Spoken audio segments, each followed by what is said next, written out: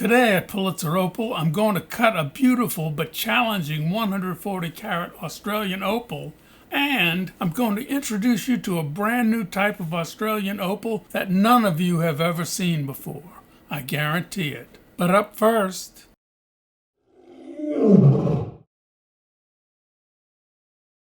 Now I'm going to get at least one cabochon out of this 147 carat chunk of meant-to-be opal. But will it go to Sheila? I doubt it. There's a lot of nice color here, but I need to see more. Flat chunks of opal like this are characteristic of most Australian opal, which is referred to as seam opal. Opal that forms in narrow spaces between layers of host rock. So the first thing that I'm going to do is grind the edges in order to give me a better idea about where the color is. Let's get started.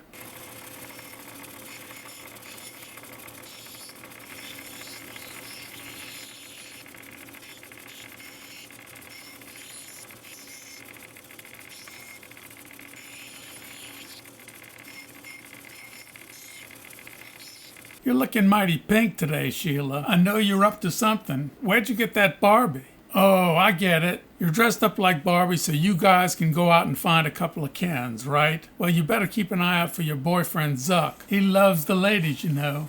I want an opal pendant. An Australian opal pendant. Don't cheap out on me, Colonel Wanker. Wait a minute. Who's the boss? I'm no wanker, am I? What is a wanker, anyway? Well, I'm taking that as an insult, Sheila. Consider yourself on report. And your little doll, too. Well, the good news here is that there's a lot of color, but there are at least two problems. Problem one is this prominent dark bar, which is a layer of jelly opal. It's called jelly opal because the color patches seem to float in a jelly-like translucent background. For most people new to cutting, jelly opal may be difficult to identify. I spent $4,000 on what turned out to be jelly opal about 10 years ago, and I made a video about it. It's on YouTube. Go ahead and watch it. Drink a cold beer and sit back and laugh at my shame. Newsflash. Barbie opal has been discovered in Western Australia just in time for the Barbie movie, and Riley Gunn has a ton of it. Okay, he's got a lot, probably a ton. Now, Barbie opal doesn't have play of color or flash, so some would call this common opal. But Barbie opal is not common by any means. Check out those white stripes, just like Barbie's Corvette, proving once again that you don't have to be precious to be cool, if you know what I mean. So Riley Gunn of 53 Frogs, Opal Auctions, sent me this stuff. I mean, you can count on Riley to be there anytime opal is found or whenever Barbie is in the house. And note, in the house, according to the experts, doesn't mean that you have to be in a house. You just have to be there. No house needed. And get this, you may want to sit down for this. I can be in my backyard, and if a bunch of people show up, I'm in the house. And if those people go inside of the house, I may still be in the house. You may need some time to digest that. I'll give you a moment. These are some awesome opal slices. I have an idea.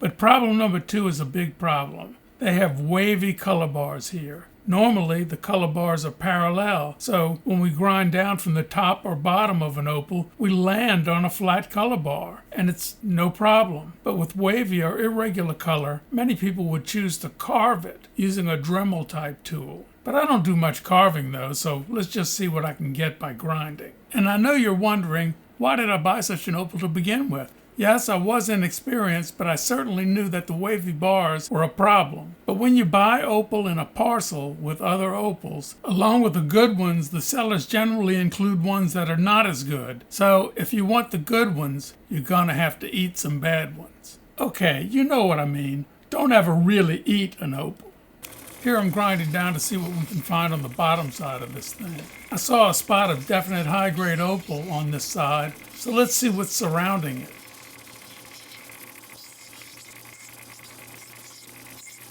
So I found more of the same good opal here, but there are also dark areas which I'm sure represent jelly opal. Well, I think that now we can see that there's a prominent jelly opal bar with brighter opal surrounding it and in some areas mixed with it. I'm just going to go for that bar and see what happens. On this edge, the bar is thick and should be easy to get to, but on the back edge, the jelly opal bar is slender, so I'm going to have to slice some back off of the edge so that I can get an area that's thick enough to work with. This area that I've marked I need to cut off to see if the color bar is going further back into the stone. Well, I did a lot of strategizing here. You don't want to see it, and I don't either. So let's get back to grinding.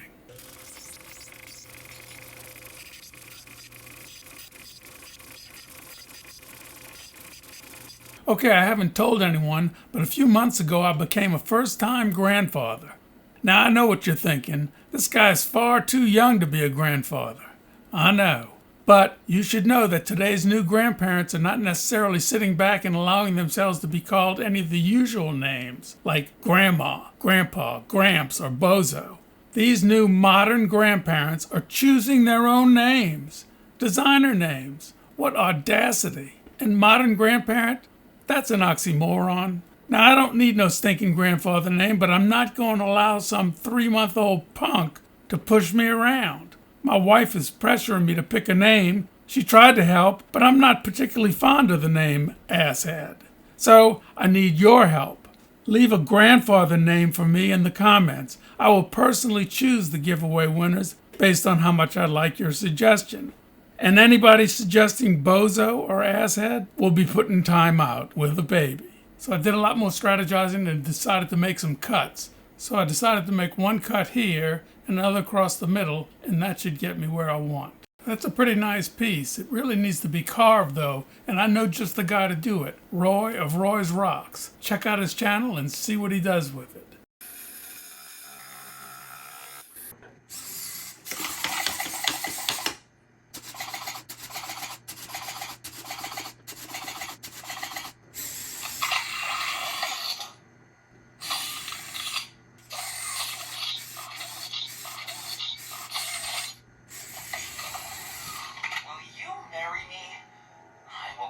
Love you.